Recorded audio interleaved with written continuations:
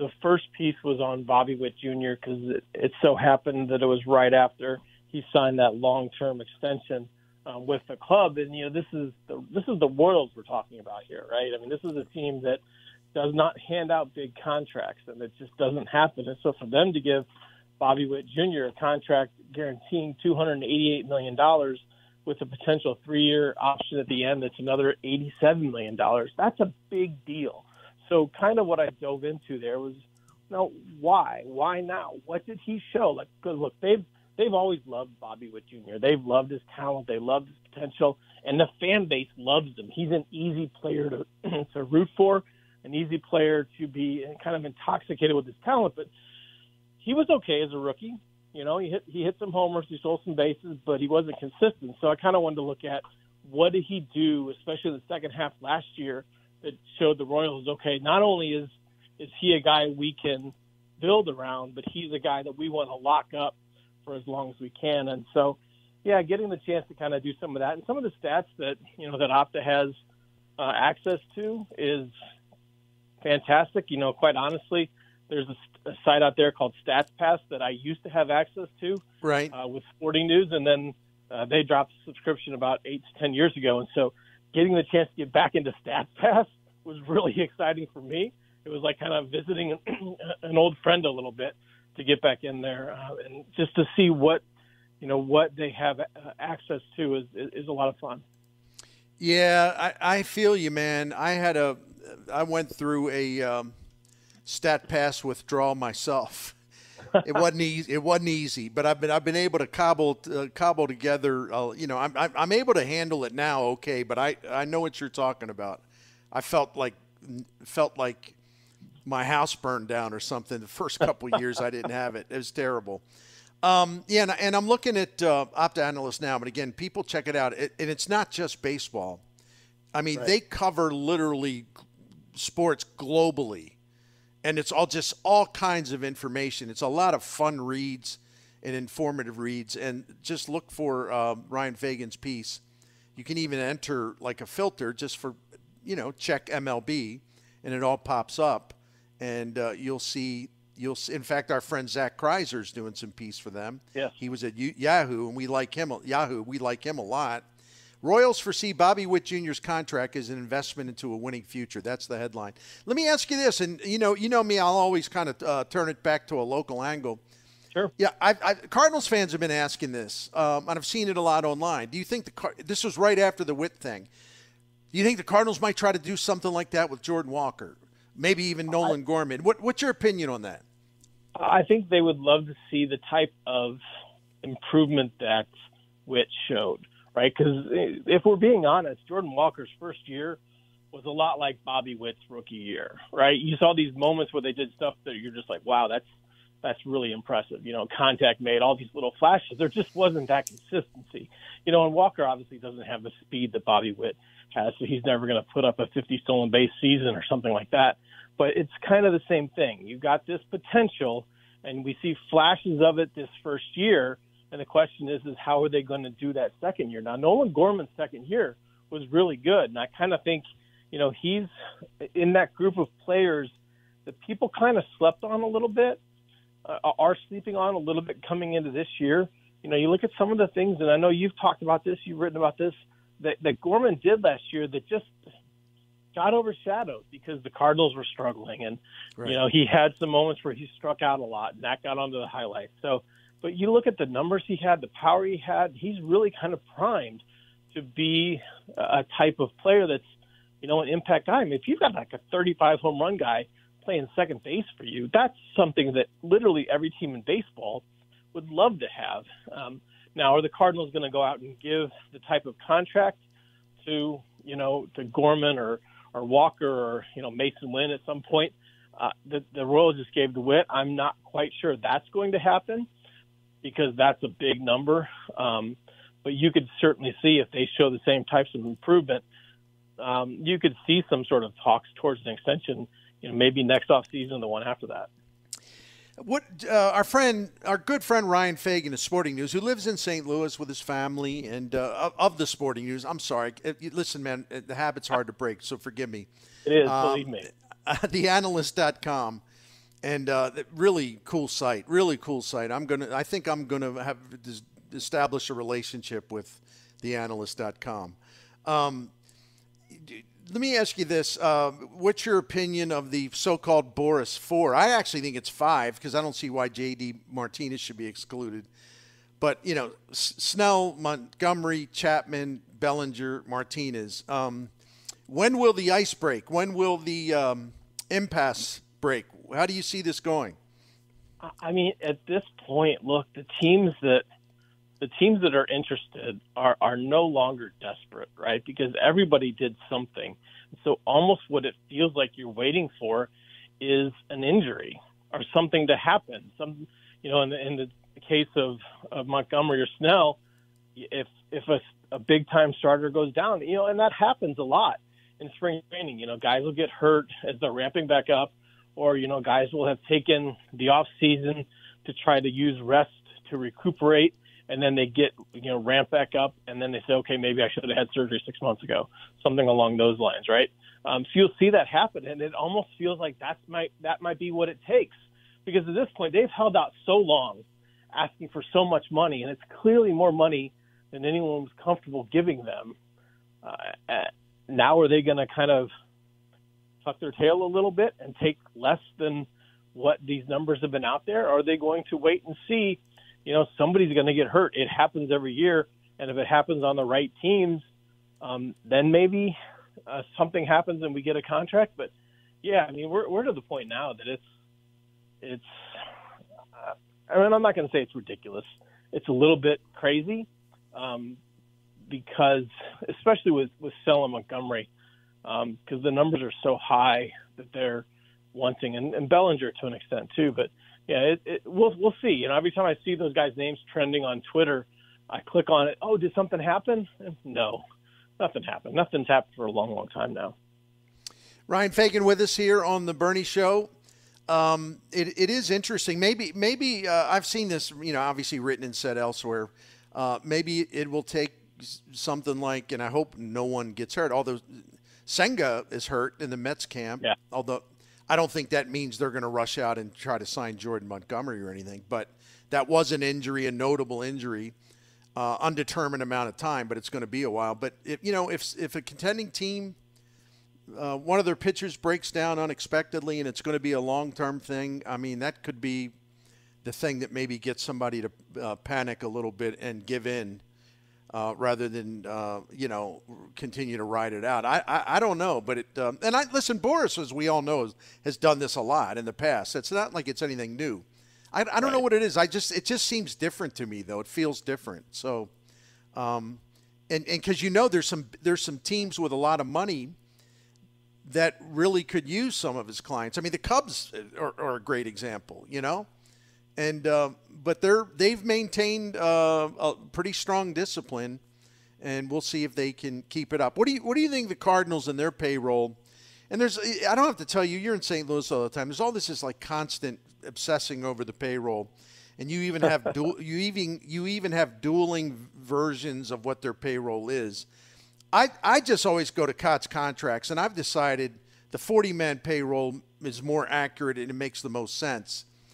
But there's some people at other sites, not STL today, but at other sites, that have the Cardinals payroll being considerably lower because I think they count deferred money, and things like that. They take it off the 2024 payroll. To me, when Sonny Gray defers money and he's getting paid $10 million this year, it doesn't mean that the Cardinals didn't invest the $75 million. They're just changing when they pay it. So I think it should count against it. Like the annual average value should count against it. That's kind of how I look at it. But right now, if we go by the 40-man payroll, according to Cots, I mean, they're number 10 in baseball. And they're definitely capable of spending more. But Bill DeWitt has been remarkably disciplined for 28 seasons with this stuff and very consistent in terms of what he spends. Now, I'm getting long-winded, so let me shut up. What do you think about their payroll size and the fact that this is their model, at least in terms of spending, and they're clearly sticking with it? Yeah, I mean, there's a couple ways to look at it. I mean, one of them is when you have when you try to remain disciplined in terms of budgets and say this is what we want to spend and this is how we're going to go out spending it, and they're not the bottom third. This is not the Pirates or even to an extent Cincinnati, although the Reds did go out and sign some players, maybe not the guys that the fan bases exactly wanted, but you have less of a margin for error, right? Especially because a lot of times when you see these bigger payrolls, it's because the response to a starting pitcher getting injured for some franchises, the response is to, okay, let's just give Jordan Montgomery whatever he wants, right? The Cardinals really aren't a team that's going to do that. So it creates less of a margin for error. It forces you to rely more on depth, which is, when we see that small margin, that's kind of what happened last year, and the depth wasn't there, right? The Cardinals have done a great job the last couple of decades of having guys ready to step in, right? When the Cardinals were at their peak, it felt like every kid that they brought up from AAA, from AA, was throwing 99 and making big league hitters look silly, right? And when that doesn't happen, that's where kind of maybe budgetary restraints kind of will show up. And the other part of that is it's still the NL Central, right? And the NL Central is competitive, but again, the goal is not going to be, if we don't get to 99 wins, we're not making the playoffs, right? So I think that factors into it a little bit as well, too, is how much do we need to spend to put ourselves in position to get to 92, 94 wins and have the team that is capable of going on a run in October. And do the Cardinals have that?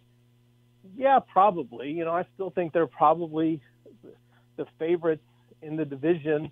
And that being said, they're the team best positioned to get to 89 to 91 wins. But it doesn't take a whole lot going wrong for that to kind of get flipped on its head. Ryan Fagan, a couple more minutes with you, sir. I did want to get your take on this because this is the story that's bubbled up and it's not going away. And given your fondness for baseball card collecting and just sort of those parts of the game, I'm sure you could probably give us 15 minutes on how baseball uniforms have evolved through the years just by looking at all the baseball cards and the changes. Right. But you know where I'm going with this. I simply cannot comprehend how Major League Baseball could screw something up like this. And I think the new baseball pants, which really are see-through, that's not a joke. Yeah. How many layers of authority or inspections does that get through before that actually goes on the legs, the lower torso of a Major League Baseball player? A see-through pair of pants. That's a great question. I mean, I showed my wife a picture of, I think it was Cal Raleigh with the Mariners when he was doing an interview. That was an early picture that kind of made its rounds through social media, and she thought it was a joke. She's like, "Wait, really?" And then you see all these photo day pictures coming out, and even the Ohtani picture. It's like when you see the shirt that's tucked in so clearly around where the pockets would be, it's jarring, and that's going to be look, and it's that, and it's the name on the back, the way that the letters are so much smaller for the names of the players, and they have much more of an arc than they have in past years. It really looks like, you just wonder what's happening. And baseball has talked a lot about, everything that they did with these jerseys was based on performance. How can we make a jersey that's better suited for performance? And maybe the lighter material helps movement and does all these other things. But it feels like there are aspects of it that they didn't fully consider. They didn't plan that out as well. And so we get to spring training, and it's quite jarring. It really is. I mean, the backs of a Major League Baseball jersey that players now wear kind of look like the shirtsies that are out there, the T-shirts. And just printed on the back. They look just like that. And you kind of wonder, look, one of my favorite things to do when I go to a stadium is kind of go to the gift shop, the team store, and look at how much the jerseys cost, right? I do that everywhere I go. See, I knew that. I knew you'd be the authority for this. Go ahead. I'm sorry. And it's always like, you're like, man, that's so much money, but it really does look cool with the stitching and all that stuff. And they've lost that. It's lost that, and they're going to charge more this year than they ever have, and some people will still pay it, and there'll be enough people pay it that they continue along their ways. But I'm really curious to see if, because the reaction was so swift and so immediate this early in spring training, I want to see if there's any sort of adjustment, right? Does Nike go in, and Nike and Fanatics, do they go in and make changes to the way that the name is displayed on the back? Do the pants get a little bit extra, a little thicker layer, from the knees up? I don't know. We'll see. I kind of doubt it, but we'll see. Ryan Fagan, I hope you come on with us, especially now that we're getting, into the baseball season. And although I talk baseball pretty hard year round, but you know what I'm saying. Yeah. But it's good. We'll be following your work, and people can access your work or know about it by going to Twitter or X at Ryan Fagan. And if you have any other things coming up, like any additional writing gigs, let us know. And I'll make sure to get the word out. It's been pretty cool the number of people and places that have reached out. I've got a lot of cool stuff in the works. I think stories that kind of got put on the back burner when I was at Sporting News for a little bit, that now you find the better outlets for. So yeah, there's some cool stuff over the next couple months that I'm excited about getting the chance to write, and I'll definitely let you know. Well, you're one of the very best there is, and so thank you so much for all that you've been doing, and you're going to continue to do great work, especially covering Major League Baseball. And we'll talk again soon. Thank you. Sounds good. Thanks, Bernie. That's our friend Ryan Fagan. Yeah, Jim Hewer, I know you're a Ryan Fagan fan. Oh, yeah, absolutely. Listen, man, there's still some of our friends at the Sporting News, and I don't want to tear the house down because they're still in it, and I respect and admire what they do. Bill Bender, Vinny Iyer, to name two, but Ryan Fagan, during his many years at the Sporting News, he survived a lot of different rounds of layoffs and cutbacks. And not that you ever, in that industry, even the radio industry, really, let's get down to it. Not that you're ever can feel entirely secure, but he had reached a point in his career where, he was such an established guy and who had a long track record of working hard and producing a lot of content, but he did not survive the last round of layoffs. And that's, it's one of the things, and I know a lot of people don't even want to hear about it, but it's like, I'm fortunate in this regard that, I started, and I'm going to talk about the sports writing part. I started off as a writer at a very young age. I mean, I was barely 20 years old, and I had a major city sports writing job. I was a kid. And so I was able to get in at a time where that was still a kind of career you could look at and say, I can do this the rest of my life, and it's all I want to do. And then the last, 15 years or so, it's just gotten worse and worse and worse and worse. And people that, like me, grew up dreaming of being a sports writer and a sportscaster. And I've been able to kind of dodge the trouble and rebound from the trouble. But it is just so precarious now. And so many great people are just great at what they do. And they represent a standard that everyone should want as far as work ethic, content, creativity, interesting stories, the whole bit.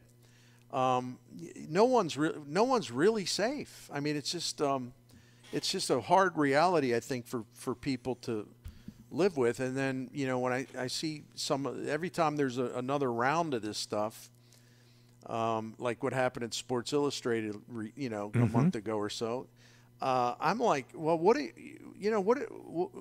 Will Leach asked this question, like, what do you tell aspiring sports journal or any journalist, but since we do sports journalists now, what do you tell them if they ask you, like, well, you've had a lengthy career, do you think that should be my choice for a career? You don't want to break anyone's heart. You don't want to wipe out their dreams, but what do you say?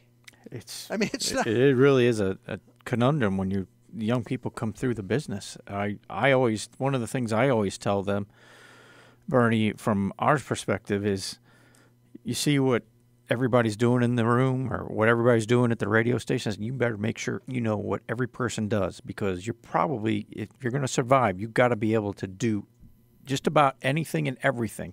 And from a sports writing perspective, you got to be able to know and do just about everything that's going to be part of that operation. Because if you don't, you probably, unfortunately, aren't going to survive. Everybody needs to be able, you need to be able to do a little bit of everything. You just can't show up and, I'm going to go cover this baseball team today, and that's all I'm going to have to worry about. You got to know everything. You really do. I think the one thing you got to do, and I was ahead of the game in this respect. Mm-hmm. That game has changed now. But when I'm talking about in the late 70s, early 80s, you know what I did right away? And I'm telling you, long before it became pretty typical or fashionable, okay? Mm-hmm. I decided, I'm telling you what, I was 19 or 20 years old, and I was a big fan of sports talk radio. And I was a big fan of sports writing. And I made a decision, not that I was even mature enough to have this kind of knowledge, but I just thought, I think I can be a sports writer, and I think I can be a sportscaster too. And I'm going to try to have, I'll use fancy language now. I didn't use it then. I would like to have a career writing sports talk that's on pretty much a parallel track, mm-hmm. Yep. And when I started doing that, and I was on WBAL in Baltimore, which was the Orioles flagship, and it's sort of like the KMOX of Baltimore. And I was there as a young punk, and they even had me hosting shows by myself, which was absurd, but I hung in there. And again, I'm talking about being 20 years old, maybe 21. It's where you learn. And,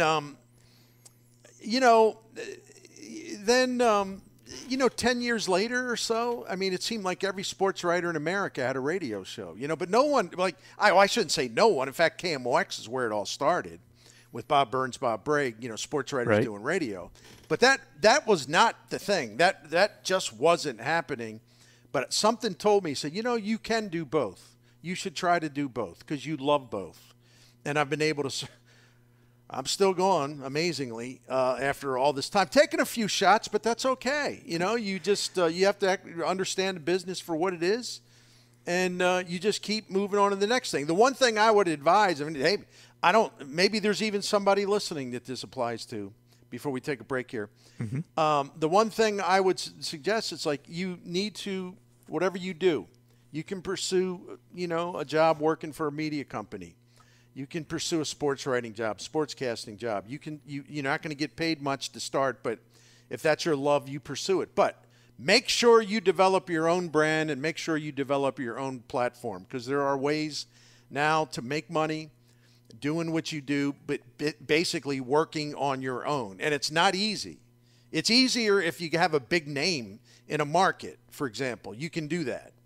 But there are so many huge success stories of people who were, quote, nobodies that managed to build their own platform and their own brand, and it eventually grew into something really, really lucrative, or just really solid, and mm-hmm. so you just can't ignore that part anymore.